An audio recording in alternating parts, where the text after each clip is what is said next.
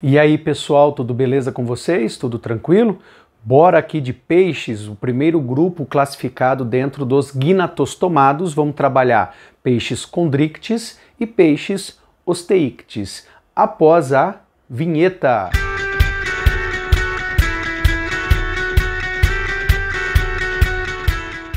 Bom, galerinha, a ideia aqui é trabalhar as características que são gerais e as características estruturais e um pouquinho da individualização dos dois grupos, tá? Lembrando que o grupo dos peixes, eles são um grupo onde eu não tenho assim uma reunião de valor taxonômico bem definido, tá? Basicamente a gente agrupa aqui desde lá de lampreias, tá? Aí a gente pega também os peixes cartilaginosos e os peixes ósseos, tá? Mas basicamente aqui nós estamos abrindo os chamados gnatostomados, que são aqueles indivíduos que apresentam a mandíbula. Mas tanto o grupo dos condrictis quanto dos osteictis, eles não apresentam membros locomotores. Então eles abrem um grupo como sendo ápodes, por assim dizer, e o próximo grupo, o grupo dos anfíbios, abre o grupo dos tetrápodes, tá? Então vamos lá, pega aí o seu caderninho, eu vou sair da frente para você ter acesso a todas as informações de forma clara, e aí a gente pode falar literalmente dos peixes cartilaginosos. Primeira referência que eu quero falar para vocês, esses indivíduos, são indivíduos exclusivamente aquáticos, tá? Então vou colocar aqui, eles são aquáticos, com a grande maioria das espécies vivendo em ambiente marinho, tá? Mas eu tenho alguns representantes que são de água doce tranquilamente, beleza? Não é uma situação exclusiva, tá? Então eu tenho espécies de arraias, por exemplo, que são encontradas em vários rios aqui do nosso território, tá bom? Eles têm aqui aproximadamente um total de umas 850 espécies descritas, cujos principais representantes são os tubarões, cações, raias ou arraias, tá? E as quimeras. A gente consegue criar aqui uma subclasse, tá? Dentro dos peixes cartilaginosos, que são os três primeiros e mais expressivos, digamos assim, dentro de um grupo chamado Elasmobranch ou Elasmobranchius, tá?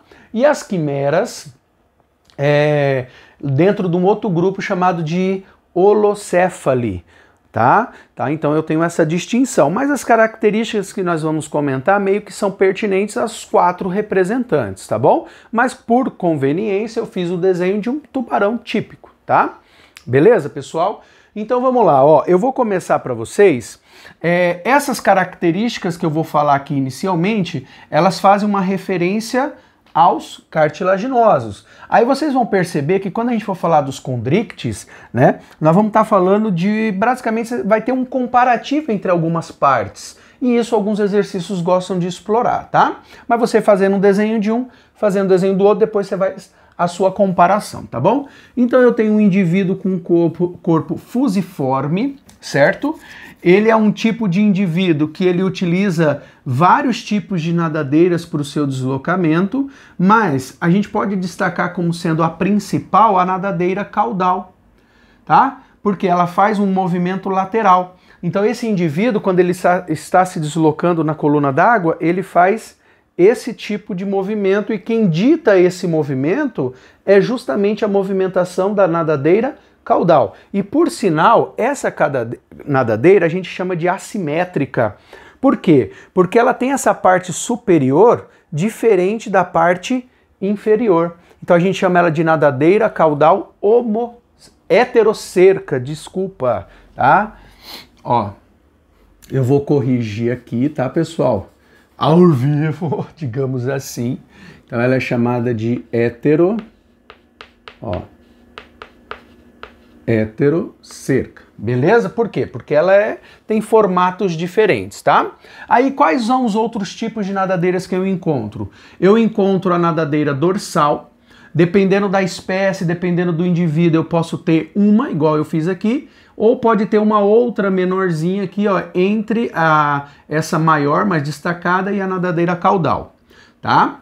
são chamadas nadadeiras ímpares, junto com a nadadeira na parte ventral, que fica bem próxima da cauda, que é chamada de nadadeira anal, beleza? Aí eu vou ter dois pares de nadadeiras, então tanto esta quanto essa são nadadeiras pares, tá? Eu vou ter as maiores aqui, mais destacadas, nadadeira peitoral. Então elas têm uma aqui para um lado esquerdo, outra para o lado direito, tá? E elas ajudam um pouco, né, no controle do equilíbrio. E eu vou ter aqui, ó, mais na parte do meio para o final, a chamada nadadeira ventral, que pode aparecer em alguns livros como nadadeira pélvica, e inclusive nos indivíduos masculinos, tá? Ela sofre uma adaptação e forma uma estrutura chamada clasper, que é um órgão copulatório, tá? Então aqui estão os destaques da nadadeira. Aí esses indivíduos, eles não apresentam uma estrutura que é comum dos osteíques, chamada de opérculo, que protege as brânquias. Então aqui, ó, eu vou encontrar na lateral do indivíduo, tanto do lado direito quanto esquerdo, as chamadas fendas branquiais, tá? As fendas branquiais, elas têm no mínimo 5 até 7, variando de acordo com a espécie, tá bom? Aí a água, ela vai passar aí por dentro e vão ocorrer as trocas gasosas, tá? Aí eu tenho a boca desse indivíduo na posição ventral, tá? Então ela fica localizada abaixo do corpo do indivíduo, tá? E a gente tem um detalhe enquanto à estrutura, quanto ao tipo de escama desse indivíduo. Visualmente parece que ele não tem ali uma escama aparente, mas ele tem um tipo de escama bem característico que é chamado de escama placoide. Tá? Ela tem um posicionamento voltado para a região posterior do indivíduo, certo? Então você percebe essas escamas quando você passa a mão, né, no sentido posterior-anterior, tá? E ela é bem rígida, ela tem uma similaridade com a formação dos nossos dentes. Então a gente costuma falar que ela é de origem epidérmica, porque tanto células da epiderme quanto da derme agem produzindo essa estrutura, tá? Aí eu dei um ampliar aqui para você ver mais ou menos como é que é uma escama placoide. Então você tem aqui, ó, a epiderme e aqui a derme. Aí você tem a camada mais externa, que ela é chamada de esmalte, tá? Aí eu tenho uma camada que eu fiz de amarelo aqui, ó, chamada de dentina. É uma estrutura orgânica calcificada, ela tem pontos de inervação e vascularização. E eu tenho aqui mais internamente a polpa, onde tem o acúmulo das terminações nervosas, tá? Que vão estar em contato com a parte interna do indivíduo, tá? Então esse é um padrão associado à escama placoide, tá? Outra coisa que eu queria destacar nesses indivíduos é o sistema digestório. A gente fala que é um sistema completo, onde eu tenho boca e eu tenho uma cloaca. A cloaca, pessoal, é uma estrutura que ela vai atender às funções do sistema digestório, do sistema excretor e do sistema reprodutor. Em alguns livros, a gente ainda tem que a cloaca ela vai se abrir para o meio exterior pelo ânus. Então, alguns livros exploram isso daí, mas na essência, cloaca, tá? Então é por aqui que vai estar saindo, né, o resto da digestão, a excreção e, por exemplo, ovos ou gametas relacionados à reprodução, tá bom? Beleza, uma outra coisa interessante é que essa boca do indivíduo, desses indivíduos aqui, elas fazem um movimento de abertura onde ela projeta a arcada dentária desse indivíduo para fora para ampliar a capacidade de mordida, tá? Então eu apresentar uma mandíbula aqui, ó, ela meio que amplia a capacidade de predação desses indivíduos. Ele pode comer a vítima em pedaços, digamos assim, pela ação da mandíbula, e eles têm aqui dentes que ficam normalmente em fileiras, certo? E à medida que eles vão perdendo alguns dentes, eles vão sendo renovados continuamente, tá? Então isso é muito comum, tá? E lá na região do intestino, eu tenho uma particularidade, que é a chamada válvula em espiral. Então, o intestino ele faz umas dobras em espiral internamente, por onde esse alimento ele vai demorar mais tempo para percorrer, beleza? E com isso, ele prorroga um pouco a capacidade de digestão, tá? E ele também faz com que ocorra uma maior absorção de nutrientes. Então existem espécies de tubarões que ficam até 30 dias sem se alimentar novamente, devido a ele ter a ingestão desse alimento e ele ficar por um tempo prolongado ali, tá? Beleza, a parte de digestão, mais pra frente eu vou fazer um vídeo comparativo, né? E aí a gente fala um pouquinho mais sobre algumas particularidades, tá bom? Esses indivíduos, eles não possuem a chamada bexiga natatória, que tem uma função muito importante lá nos peixes osteíctes, que é ajudar na flutuabilidade do peixe, tá? Aqui, quem vai meio que trabalhar com essa função são os indivíduos, é o fígado. Então o fígado ele é bem desenvolvido e ele vai produzir uma grande quantidade de óleo. Então, o circular do óleo nesse indivíduo vai ajudar na flutuabilidade, tá? Antes de falar de reprodução, vamos focar um pouquinho aqui em alguns órgãos dos sentidos. Por quê? Porque esses indivíduos são predadores ativos, eles têm uma série de sentidos que vão auxiliar nessa atividade dele, tá? Então, vamos lá. Tanto aqui quanto nos osteíctes eu tenho a chamada linha lateral. São linhas que percorrem, né, tanto do lado direito quanto do lado esquerdo, eu tenho uma linha da região anterior à região posterior. E eles vão ter uma função de perceber vibrações mecânicas na água, tá? Então, ondulações que ocorram na água, eles conseguem perceber e isso ajuda a direcioná-los, tá bom? As narinas, a gente pode falar que essas narinas, elas são extremamente desenvolvidas, tá? Elas têm duas aberturas que chegam num fundo cego, onde eu tenho ali várias inervações. Qual é a função? Capacidade de percepção de substâncias químicas na água, tá? Então existem peixes que conseguem ali no mínimo 300 metros de distância, por exemplo, para perceber a presença de substâncias químicas no sangue de um outro indivíduo que esteja em contato com a água, tá? Extremamente eficiente. Eles têm um ouvido, esse ouvido ele vai agir na percepção do equilíbrio, então vai ajudar no equilíbrio desses indivíduos, tá? A visão, ela é bastante eficiente, mas ela é constituída, né? Os olhos são formados simplesmente por bastonetes, então ele tem uma relação com preto e branco, tons de cinza para poder estar observando aqui outros objetos, indivíduos, seres e tudo mais, tá? E a gente tem aqui, pessoal, uma estrutura que é exclusiva deles, que são as ampolas de Lorenzini. Essas ampolas de Lorenzini, elas ficam concentradas na região anterior do indivíduo e ela possui uma série de ramificações nervosas que tem uma função de perceber alterações elétricas na água, tá? Então são órgãos eletroreceptores. Normalmente, pessoal, vai ser muito eficiente para esse indivíduo achar outros seres, outros animais que vivem meio que enterrados no substrato, na areia ali do substrato, tá? Então facilita bastante isso daí. Beleza? Então esses são os principais órgãos dos sentidos. E aí, quanto à reprodução, eu tenho aqui algumas variações, tá? A única coisa que eu posso afirmar que é meio que padrão entre todos é que eles vão apresentar a fecundação interna. Os gametas vão se encontrar dentro do corpo da fêmea, tá? Isso é unânime. Então o macho ele vai ter o clasper, que vai introduzir ali os gametas dentro da fêmea, tá? E aí a gente pode encontrar 3 tipos de desenvolvimento quanto à presença de ovos, tá? Dentro do indivíduo. Eu posso ter um primeiro grupo de condrictes que são vivíparos, ou seja, o indivíduo ele vai se desenvolver dentro da mãe e ele depende da mãe para a nutrição do seu desenvolvimento. E aí depois de uma certa idade ela vai liberar ele para o meio ambiente. Então, vivíparos. Eu posso encontrar várias espécies que são ovovivíparas, tá? O que significa dizer? Ela produz um ovo, mas esse ovo fica na mãe. Ele se desenvolve dentro da mãe. Mas uma coisa interessante é que esse ovo não depende da mãe. Ele tem a própria capacidade de nutrição, tá? Isso é bastante importante para destacar.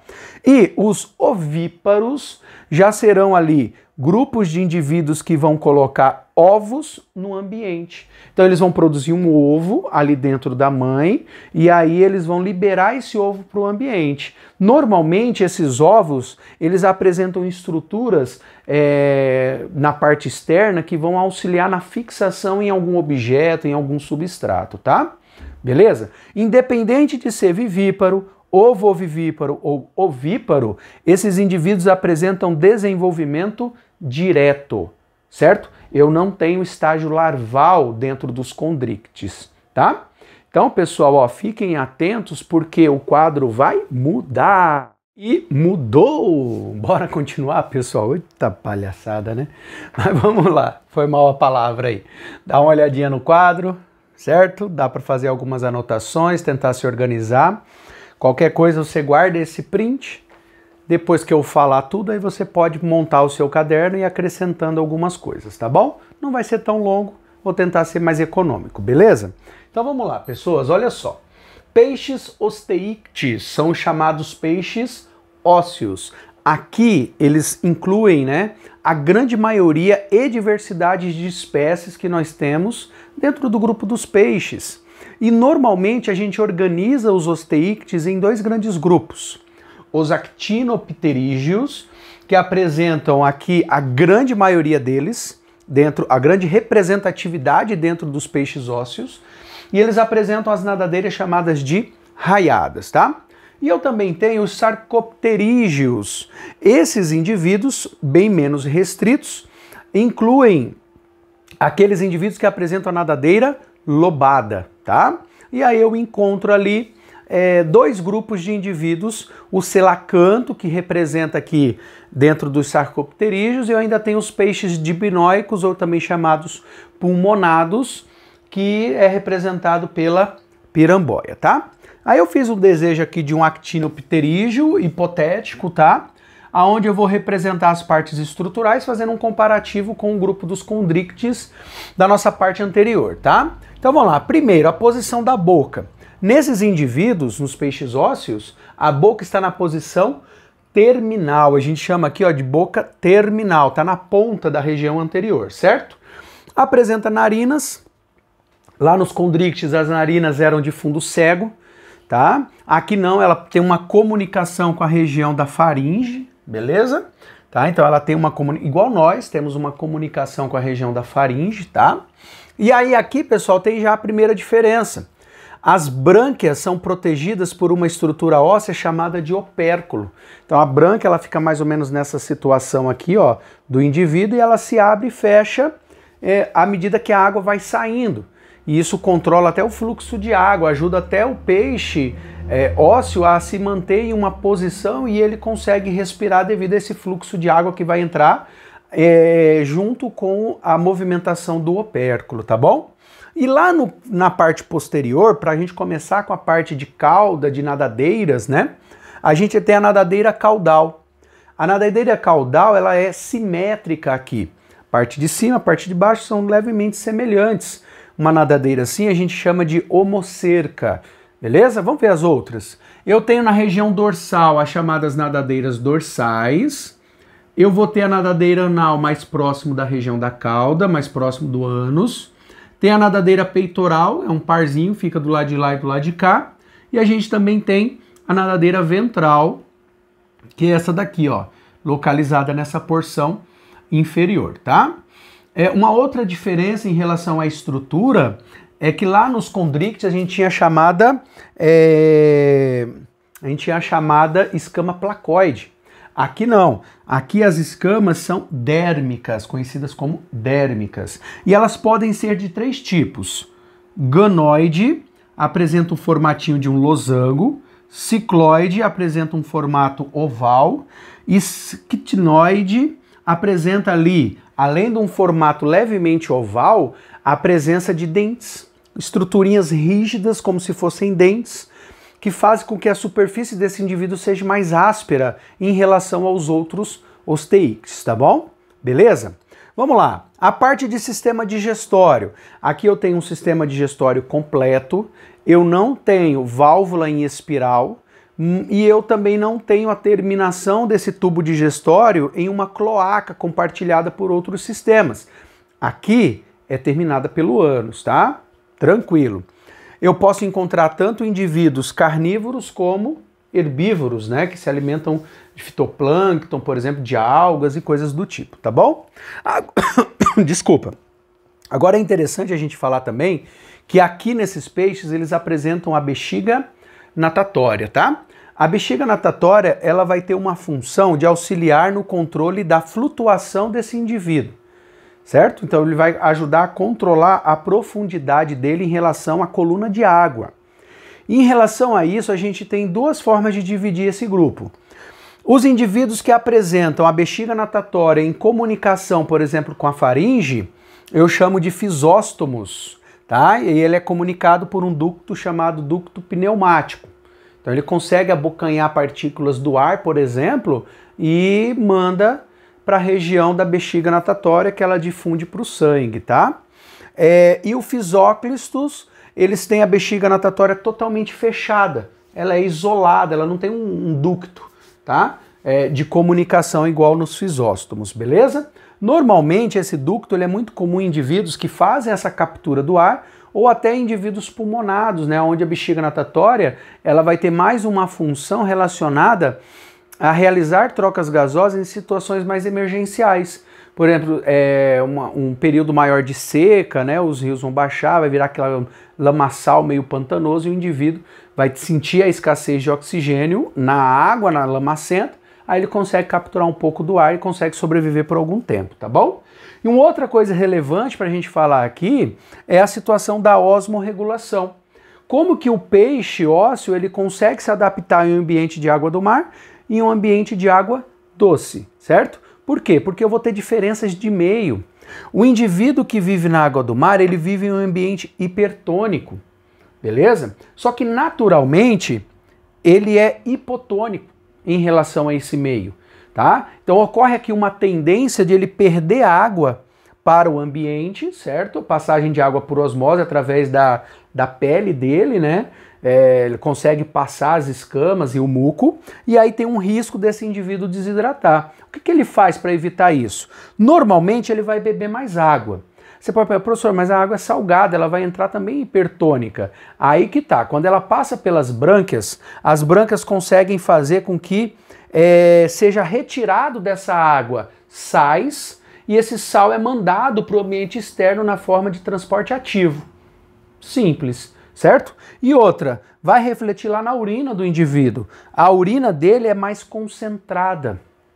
A urina mais concentrada significa dizer que ela sai com uma quantidade menor de água. Então ele segura mais água dentro do corpo desse indivíduo, certo? Beleza. Agora, o indivíduo de água doce, ele vive num ambiente hipotônico, muita água em relação ao corpo dele que é hipertônico, tá? E aí com isso ele tem um risco, entrar muita água na superfície dele, por osmose, porque ela passa o muco tranquilo, passa as escamas e vai embora. Tá? Então, quais são as estratégias que ele utiliza para tentar equilibrar isso daí? Ele vai beber uma quantidade menor de água, certo? Então, ele vai ingerir uma quantidade menor de água, e a água que vai entrar, na hora que for passar pelas brânquias, ele vai conseguir fazer uma retenção de sais dessa água, através de também transporte ativo. Só que em contrapartida, como ele vai ter uma quantidade maior de água entrando, e isso pode não ser o suficiente, os dois primeiros tópicos, a urina deles ela vai ser bem menos concentrada. Significa que ela vai ter uma quantidade maior de água saindo, né, para o meio externo. Beleza? Fechou. Agora que a gente entendeu a ideia da osmorregulação, eu vou explicar mais ou menos o funcionamento da bexiga natatória. Tá? Normalmente, pessoal, vamos pensar o seguinte, faz de conta que eu estou com um peixe próximo da superfície, ele precisa ir para o fundo. Caiu uma partícula alimentar, ele vai pegar lá no fundo, certo? Então ele vai descer, ele precisa afundar. O que acontece? À medida que ele vai afundando, a camada de água que vai ficando em cima aumenta a pressão sobre o corpo dele. E, consequentemente, faz com que ocorra uma maior pressão em cima da bexiga natatória, e aí ela vai diminuir de volume, certo? Beleza, tá? Aí o que vai acontecer? Com isso ele vai ficar mais denso, ele acaba ficando mais denso e ele vai ficando pesado, a tendência dele é continuar afundando. Mas aí o corpo dele cria uma estratégia para que ele controle esse afundar e aos poucos ele consiga parar na posição que interessa e aí ele pode começar a retomar a movimentação. Então esses indivíduos eles apresentam, próximo à bexiga natatória, uma glândula de gás, tá? Que ela tem a função de secretar ácido lático no sangue do indivíduo. Aí, secretando o ácido lático nos capilares que irrigam ali a bexiga natatória, ele provoca a dissolução do oxigênio preso na hemoglobina e, com isso, esse oxigênio livre passa por difusão para dentro da bexiga natatória. E ela, aos poucos, vai mantendo ali uma quantidade de gás e aí ela vai aumentando de volume, certo? E aí isso acontece ao contrário quando ele precisa subir. Entenderam isso aí? Pessoal, eu coloquei meio econômico aqui, ó. A parte de reprodução, ela tem algumas problemáticas, digamos assim. Primeiro, são dioicos, aí eu não tenho o que contestar. Macho, fêmea, dimorfismo sexual, produção de óvulos e espermatozoides em casinhas diferentes, tá? A fecundação, na grande maioria, ela é externa. Então, o encontro dos gametas ocorre fora do corpo. A gente classifica esses indivíduos, na grande maioria, como ovulíparos, tá? Significa dizer que a fêmea põe os ovos, aí o macho deposita os espermatozoides e lá fora vai ocorrer a formação desse ovo, tá? Beleza, que a gente chama de ova, fica presa sobre substrato, presa no ambiente, tá bom? Agora, em relação ao desenvolvimento, tem livros que exploram que esses indivíduos têm desenvolvimento indireto, formação de larva. E aí eles chamam essa larva de alevino, tá? Já outros livros contestam essa situação e classificam como direto. Aí, professor, mas e o alevino? O alevino ele seria como se fosse um filhote do peixe, certo? Que sofre ali algumas alterações durante o seu desenvolvimento, tá? Mas esse alevino, uma coisa interessante é que ele possui uma grande bolsa de vitelo que ajuda no desenvolvimento dele, tá? Então, caso caia uma questão assim, você tem que ficar muito atento, caso ele fique muito confuso, para a gente entrar com um recurso em cima, tá bom? Tranquilos? Pessoas, o que eu tinha que falar de peixes em relação a um comparativo anatômico, um pouquinho da fisiologia e reprodução, era isso, tá? Espero que você monte aí o seu resuminho, espero que eu possa ter ajudado nesse assunto com você, tá? Então, se você gostou, cara, dá um like, não custa nada, tá? Só clica lá para mim, beleza? Então, a ideia é fazer com que você valorize o nosso trabalho, porque ele é feito para você que está assistindo esse vídeo e que precisa. Fechou? Tranquilos? Então, até uma próxima e fui!